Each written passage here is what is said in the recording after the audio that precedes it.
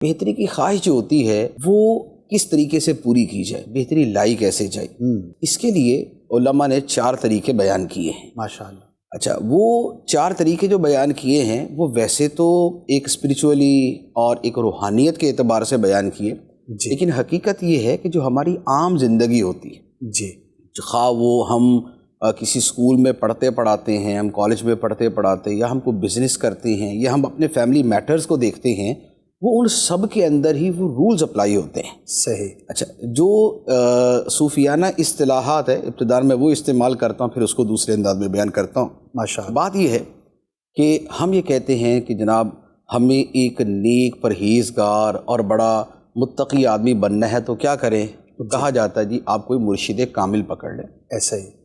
مرشد کامل کیا کرے گا؟ آپ کے نفس کی جو خامیاں کوتاہیاں ہیں وہ آپ کو بیان کرے گا اور آپ کی اصلاح کرتے ہوئے آپ کو آگے لے جائے گا۔ جی۔ اچھا، اگر مرشد نہ ملے تو کیا کیا جائے؟ اس پر امام غزالی علیہ الرحمہ نے فرمایا کہ بہت اچھا خیرخواہ دوست منتخب کر لیں، ماشاءاللہ، اور اسے یہ کہیں کہ وہ آپ کی خامیاں بیان کرتا رہے۔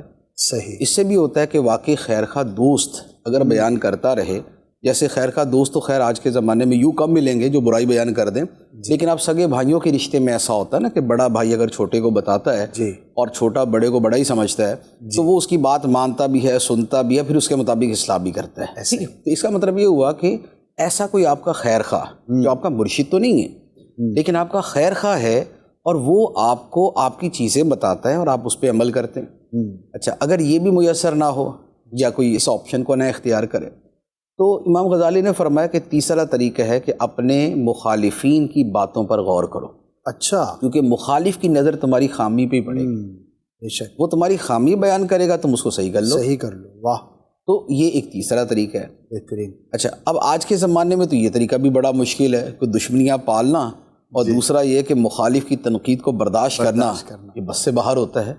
تو اب چوتھا طریقہ کیا بیان کیا؟ چوتھا طریقہ یہ بیان کیا کہ پھر وہ اپنا خود احتساب کرے، جسے خود احتسابی کہتے ہیں، اور بیسیکلی یہی جو ہے یہ ریفلیکٹیو تھنکنگ ہے۔ حکیم لقمان کے بارے میں کتابوں میں موجود ہے، قرآن پاک میں ان کا تذکرہ بھی ہے، ان کے نام پہ سورت بھی ہے۔ تو ان سے پوچھا گیا کہ آپ نے اتنی عقل مندی کہاں سے سیکھی؟ فرمایا بیوقوفوں سے۔